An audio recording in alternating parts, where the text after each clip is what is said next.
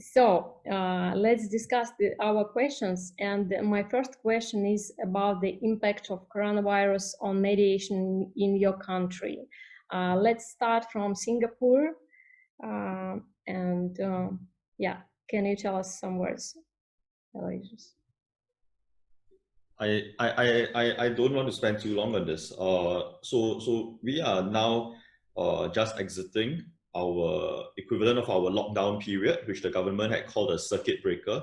Uh, so we're now about 3 weeks into the lifting of the lockdown. It's a very gradual easing, and our own lockdown lasted about 7 weeks. So during the 7 weeks, definitely there was a lot of online activity in terms of the mediation, but many more of my own clients had also decided to take the view of postponing the mediations so that they can hold it in person. What has happened now is that even as the lockdown is being eased, our courts have been very strict, and the general guidelines for mediations has been that there should not be more than 3 persons attending from each side. So for advocates, they've had to either configure there being 1 advocate and 2 client representatives, or 2 advocates and 1 client representative. And of course, everyone has to be putting on their face masks. If you feel the need to, you put on the face shields. So there's, I think we are only just beginning to see mediations happen again very actively, but definitely the cases will start to flow in. I've had several scheduled for July. The courts are actively trying to clear their backlog from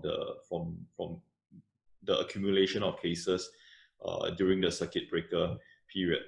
So yeah, in the next few months, a lot of in-person mediations, but all with a lot of safe distancing measures, because our government is extremely cautious about the disease and controlling its spread. Thank you. And what about online mediation? I think so. Right now, we have definitely had some experience with online mediations.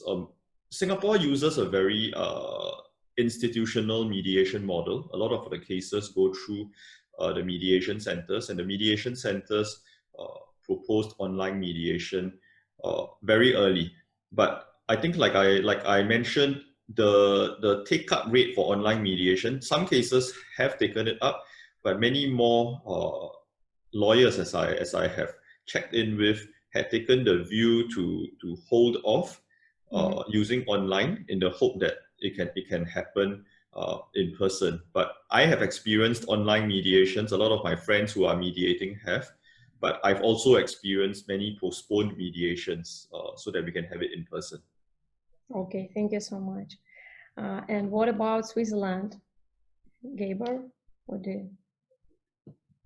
So, well, Switzerland, we've come out of the lockdown now. Gradually, things are going back to normal. People have started going back to work. Geneva was hit pretty bad, and quite early on, a little bit after Italy. So, yeah, we're going towards now.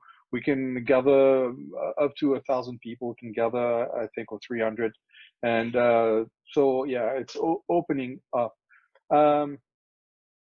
Switzerland is a little bit special. There are not as many mediation cases, is not as developed as we would like it to be.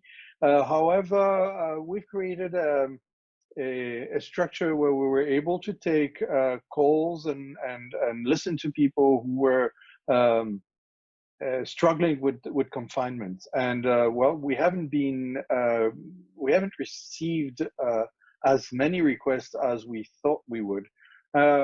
Most of the people who had needs and well, mediation were organized with Zoom. most of the time. And like in Singapore, most of the cases were postponed when online mediation wasn't a viable option. It has some of the mediators who had no experience with Zoom have come to realize that in some cases, specifically in cases that have to do with sexual harassment, it could be a very interesting way of beginning mediation, because you don't have to get all the people in the same room together. You can start online and then eventually at a later stage move into a plenary session where everybody meets. So yeah, it's been quite slow. A lot of mediation have been organized online, and now things we're starting to organize mediations like we did before, and I have a few cases coming up.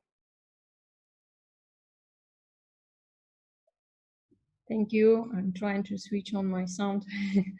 Thank you so much. So let's ask Jane, maybe Jane Player from England. Hi. Yes, we're not very similar, and it's not surprising that globally clients and lawyers alike are very concerned as to how they're going to conduct their disputes. In the UK, we've had a lot of encouragement from judges who have explained that they think that cases will take much longer, the courts will be struggling, and therefore mediation is a good option.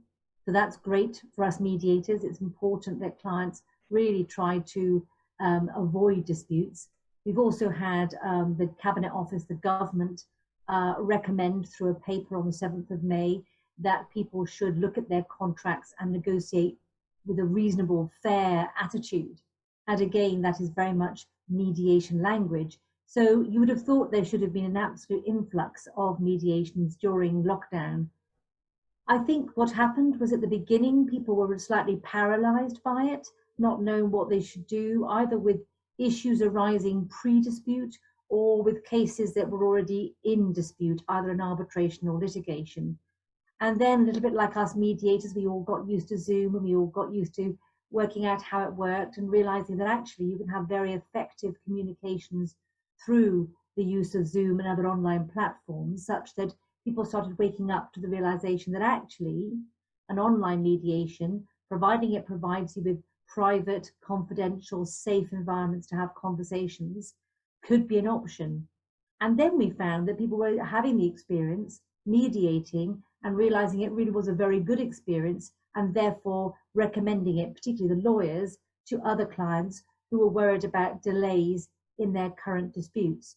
So there's been a bit of a wave, if we excuse the pun, considering we're all looking at the pandemic wave, but there's been perhaps a similar wave in mediations.